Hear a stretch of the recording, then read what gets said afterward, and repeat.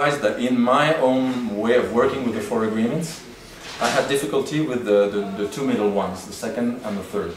Don't take anything personally and don't make suggestions. Probably because they are expressed with don't, and you know that the brain has sometimes difficulty understanding. You tell a kid, don't go to that hole with your bike, and it goes right to the hole. And you know, as Byron Katie uses reversal, turnarounds, it's something that I keep doing all the time. I like looking at the opposite of an idea. And so having difficulty with those 2 agreements, I tried doing just the reverse.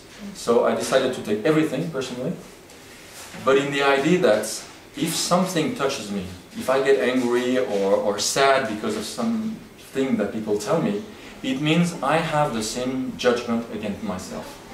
I'm judging myself.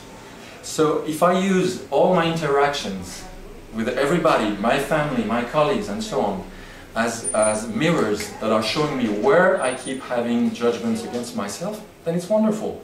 So I take things personally, but I take them so that I may identify where in myself I still hold judgments against me. And I found that very useful. And so instead of worrying, of not taking things personally, of not reacting and so on, I said, okay, welcome. If I react, just wonderful. I'll identify something in me and then I'll work on it.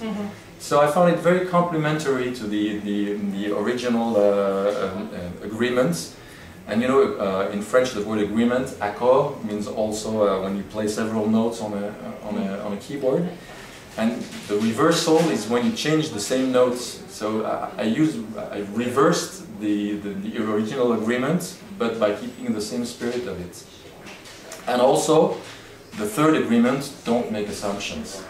I always say, you're kidding. Me not making assumption? I make assumption all the time. I mean, my brain keeps making assumption. I'm driving and I'm making that assumption. And what I have discovered is that the problem is not in making assumption. The problem is in believing those assumptions. If I'm driving my car and a car pulls over and I have to push the brake and so on, and if I say, well, this is again a bad driver and so on, I'm making one assumption and I'm believing it. If at the same time I'm making a second assumption, well, maybe his wife is having a baby, he needs to run to the hospital, or maybe he has asthma and he needs to find his Ventolin or have his remedy for it, then those different assumptions cancel each other. And I realized that the truth is I don't know. I don't know why he's behaving that way, and I won't project something, but I find it easier for me to make... So it's really the point zero. Yes. You're bringing it back to harmony and to balance. Yes. You're creating that vortex of... I refuse to let myself one side and the other side. Yeah. If I go this way because my first assumption is doing that for bad reasons, then I make another assumption. And if you make 2, 3 assumptions, then you're free of all of them. So I turned that agreement into make many assumptions. Make at least 2. If you have an object and you have a light, it will create a shadow.